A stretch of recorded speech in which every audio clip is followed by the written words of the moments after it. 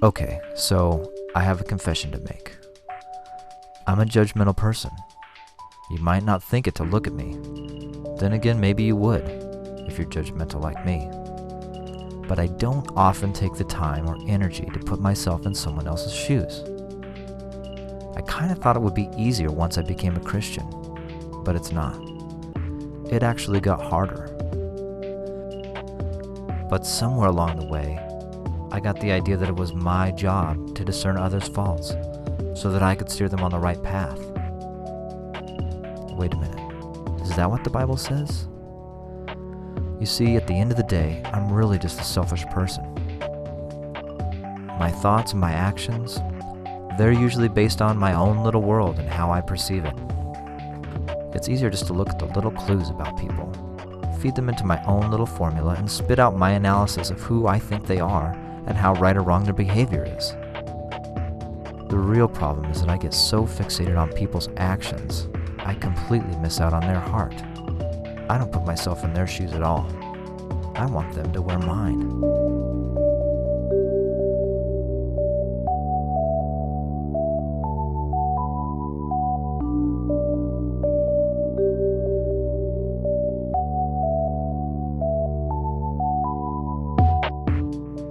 When I stop to look at the core of someone's behavior, I realize they're not so different from me.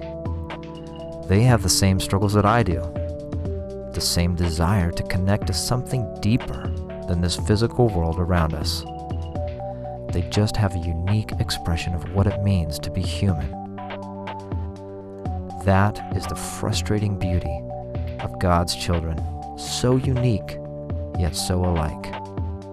There was one person who really understood this whole idea of putting yourself in someone else's shoes. He could look past the stench of a common fisherman and see the rock that the church would be built on. He watched as a prostitute poured perfume on his feet, and he rebuked the religious elites who whispered, "Wasteful." He looked at a woman caught in the very act of adultery and defended her by challenging the stone throwers to look at their own hearts instead. His name is Jesus, and his example stands before us. So I have to ask myself, whose shoes am I being asked to walk in today? So, whose shoes are we being asked to walk in today?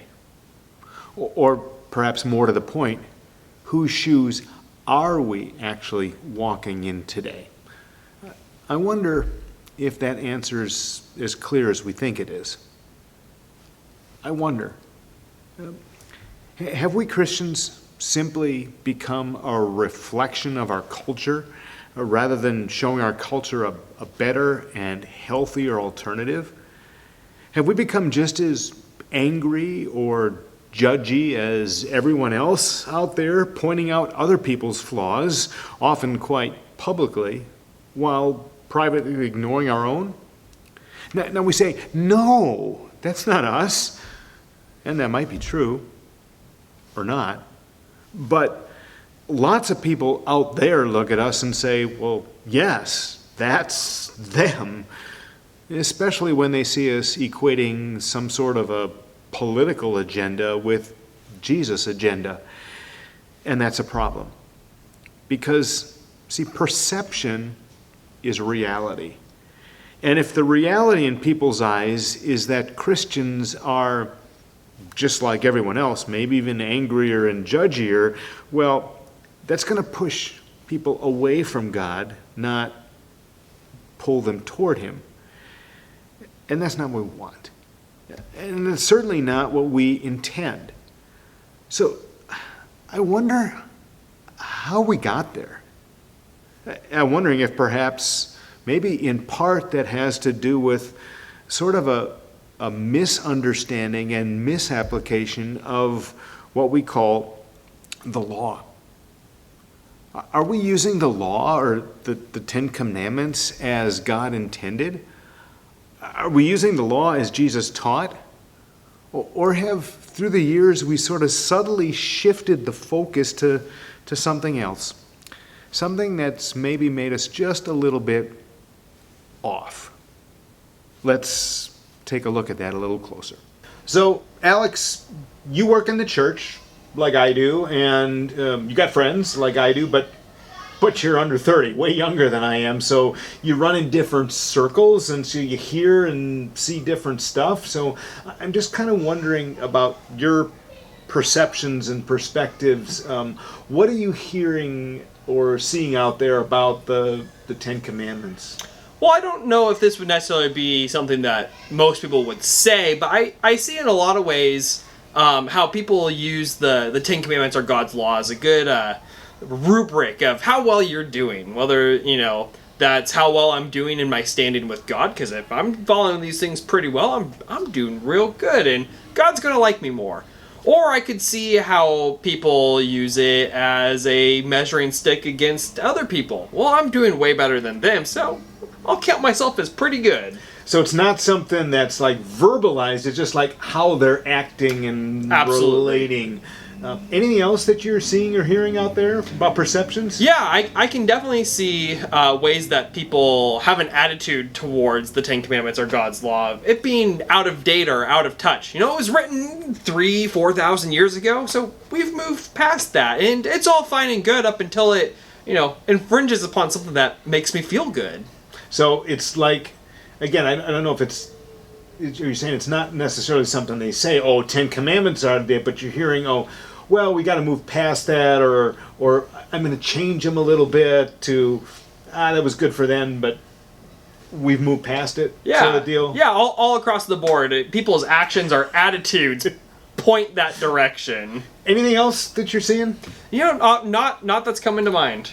So, well, I think that's probably kind of interesting to me because, I'm way older than you, and I'm hearing and seeing the same sort of stuff. It's like there's these commonalities in the perceptions, whether it's spoken or not. I really like how you brought that out, of what the Ten Commandments are and how they apply. Now, what I want to explore next in this conversation we're going to have together is, well, what did God actually intend? And what did he actually say when he first gave us the Ten Commandments? If you want to follow along, we're going to be in Exodus chapter 20. So here's how the Ten Commandments start. Exodus chapter 20, verse 1. It's sort of God's introduction. And God spoke all these words.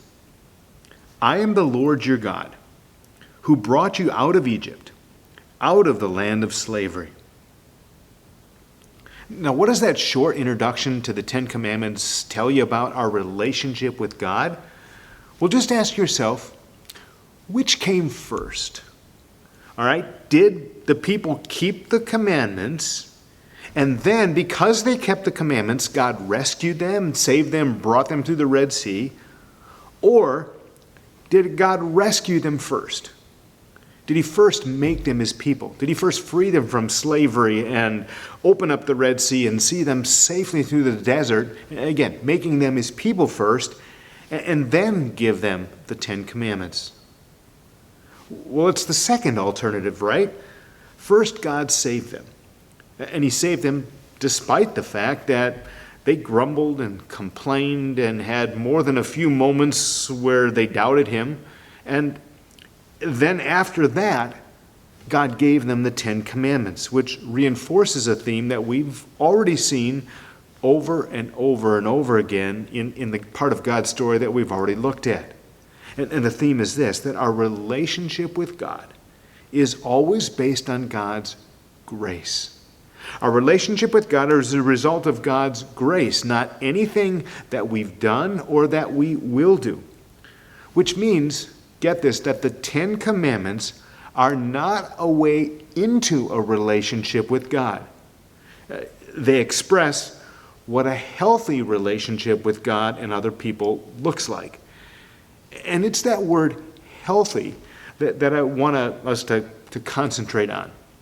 So big point number one, a healthy relationship with God. A healthy relationship with God puts God before self. Always.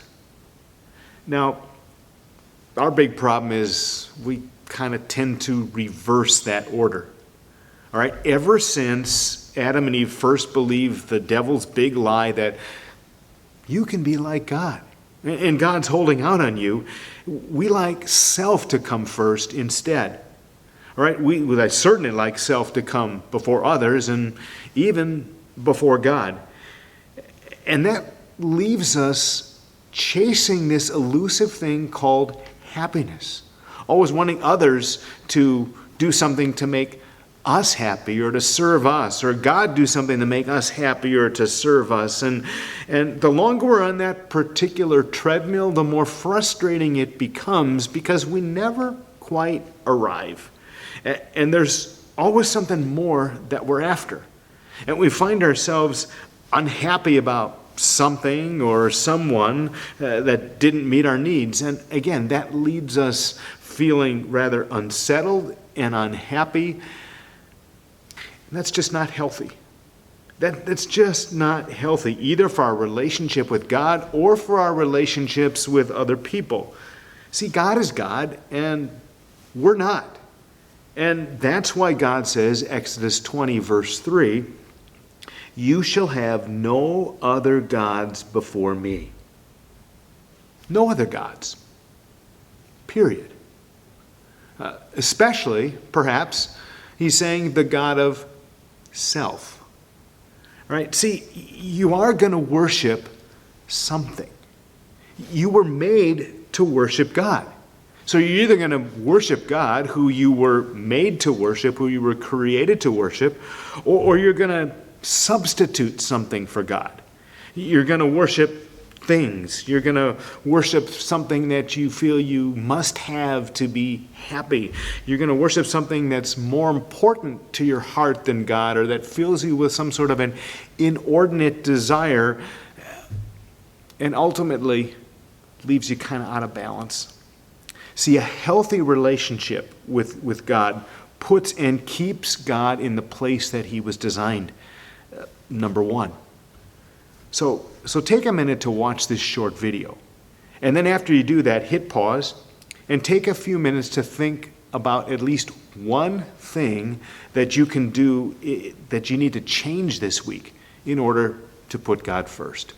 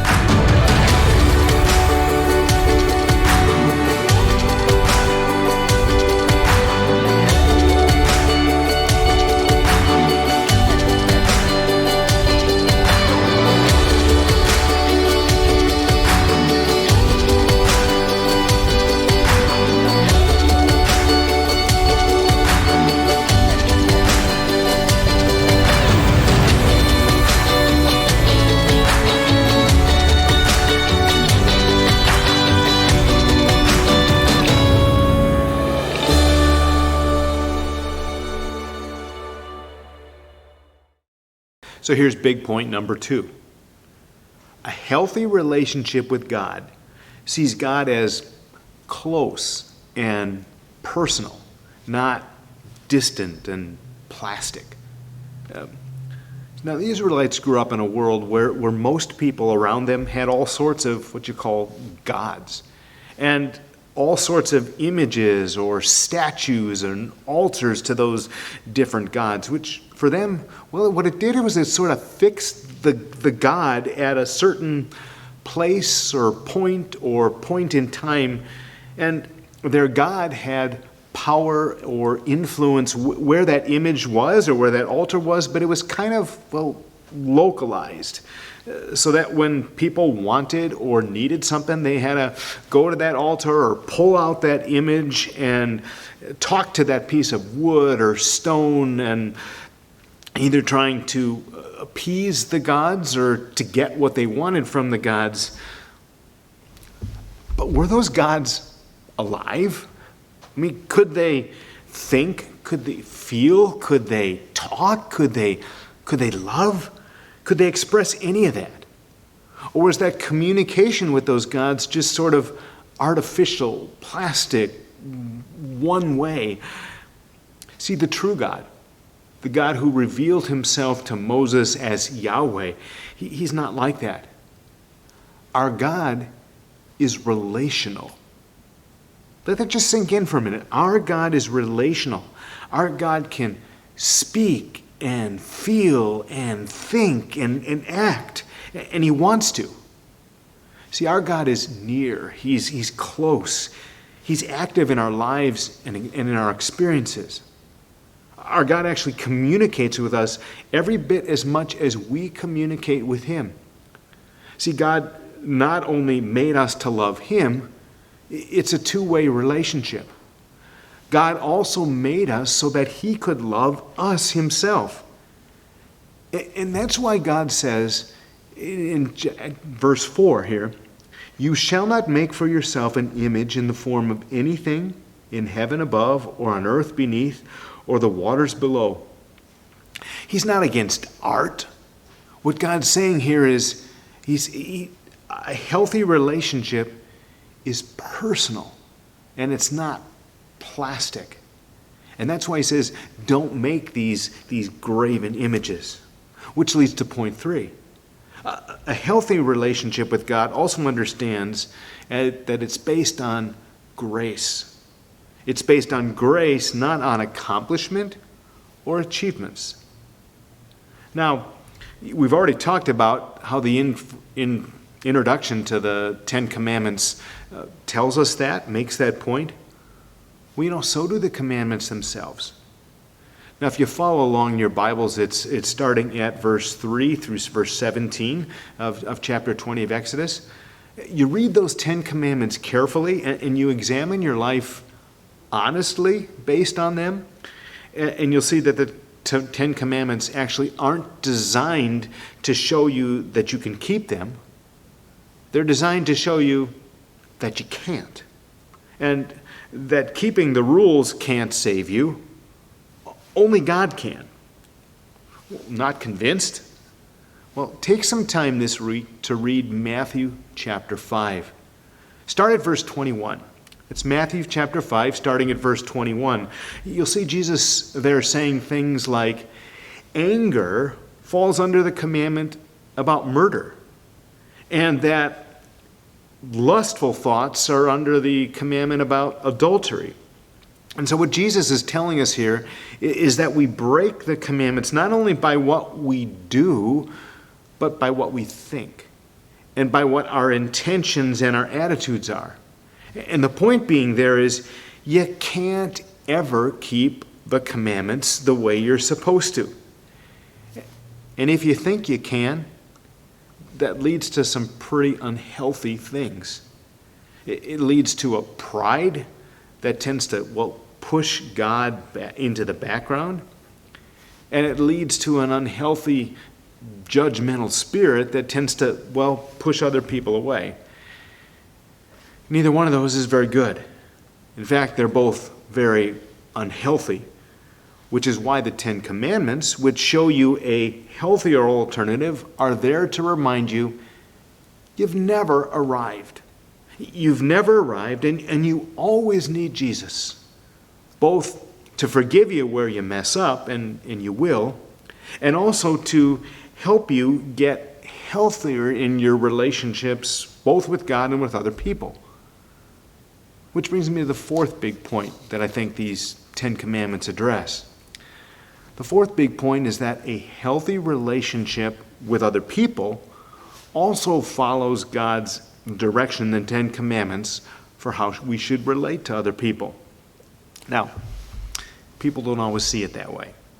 I mean, the devil's always working to get us to believe you should be able to do whatever you want.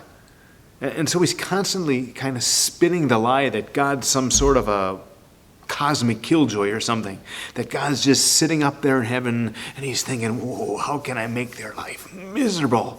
Oh, I know, I'm going to give them these 10 Commandments. They're just going to hate it. It's going to be so confining, so constraining, so joy-sucking.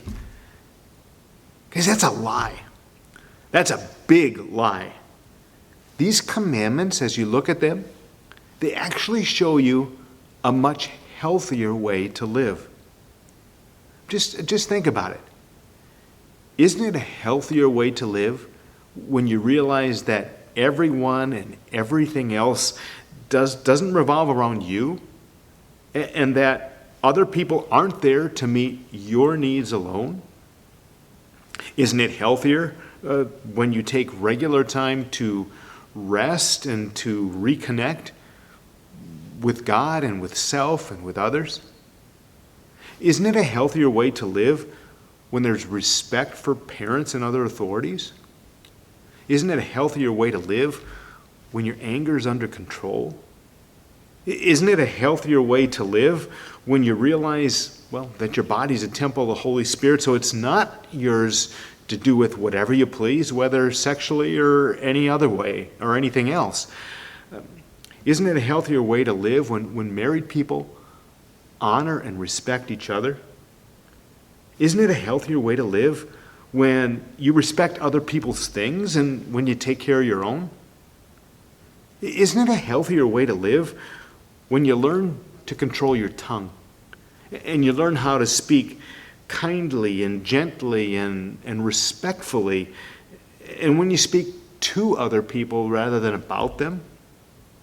And isn't it a healthier way to live when you learn how to push envy and jealousy into the background? Because that's what the Ten Commandments show us how to do. And it's not just a don't do this. The you will not do this also implies a but you will do this. I want you to stop and do a little Google search for a minute. Google Martin Luther's Small Catechism, 10 Commandments. Right? And just read that short section on the explanation of the 10 Commandments. He wrote it almost 500 years ago, but there's an amazing clarity about what he wrote there that brings out both the don't do this, because it's going to protect you from things that are unhealthy, and also do this because it's actually going to promote healthier relationships. So here's what I want you to do. Go ahead and hit pause and do that Google search to make it easy for you. You can go to the video description, and there's a link you can click on right there. All right? Then read through that short section, again, on the 10 Commandments explanation. It's going to take you less than 3 minutes. I timed it, okay? So read that, and then think about how that applies to your life and your relationships right now. And then jot down at least one specific thing that you can do to promote that kind of relational health in your life. One specific thing you can do this week to do that positive thing that's going to promote that relational health in your life. And after you do that, then go ahead back and hit play, and we'll wrap up this conversation.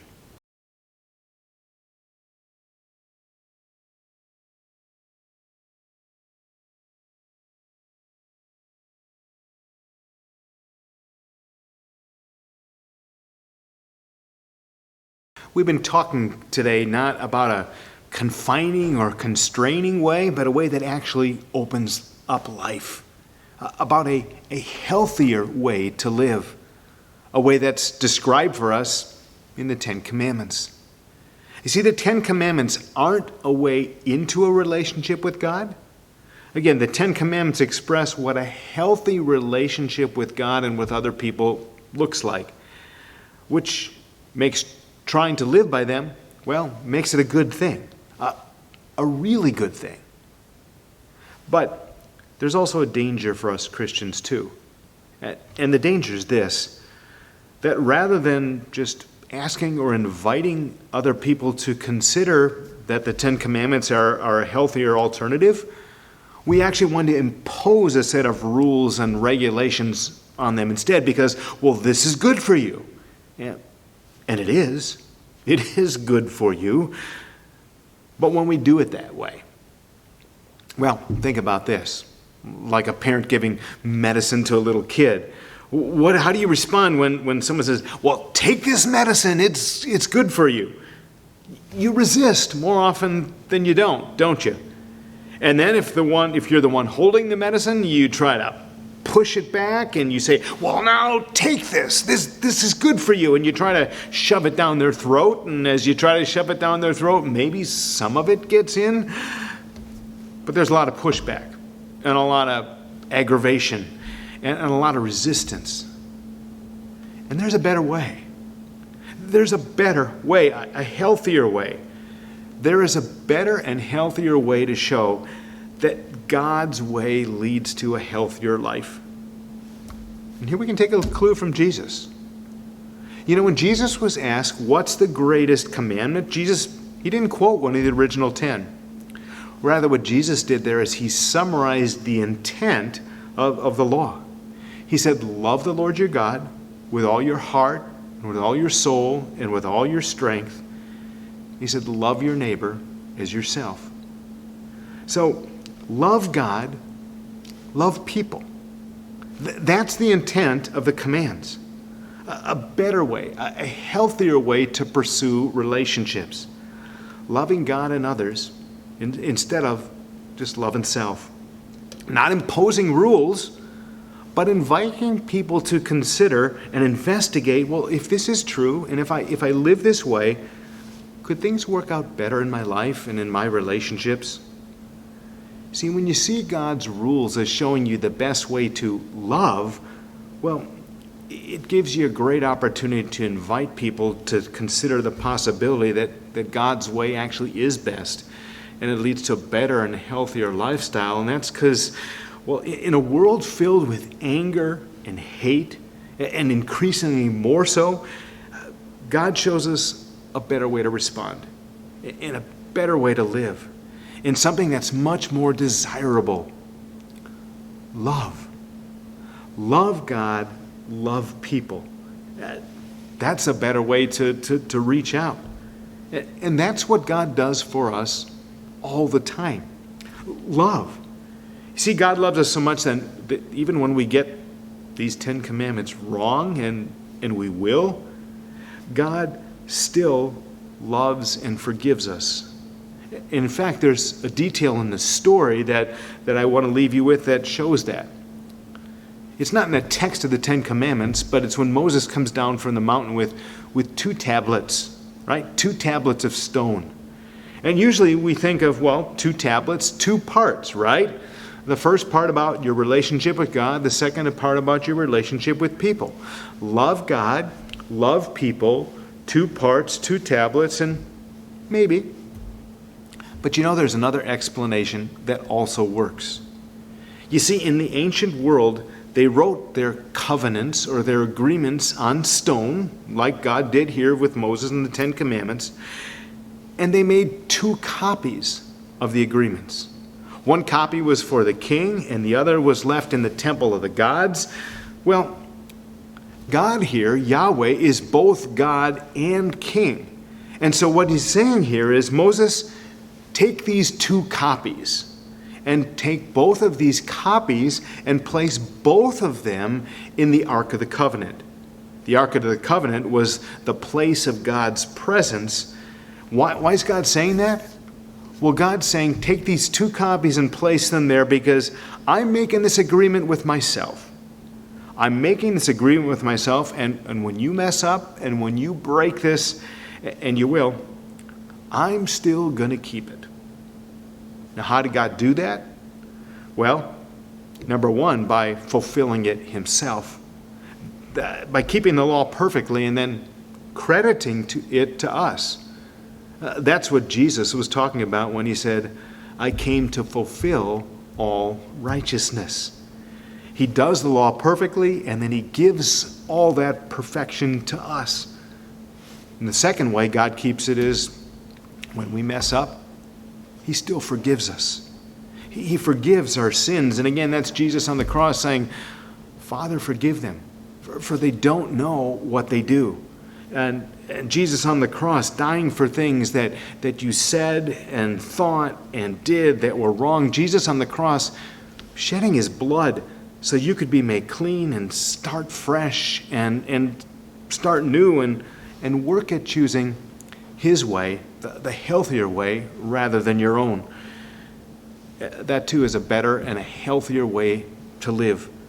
You see, using rules as a way to try to reach God, it never really gets us there.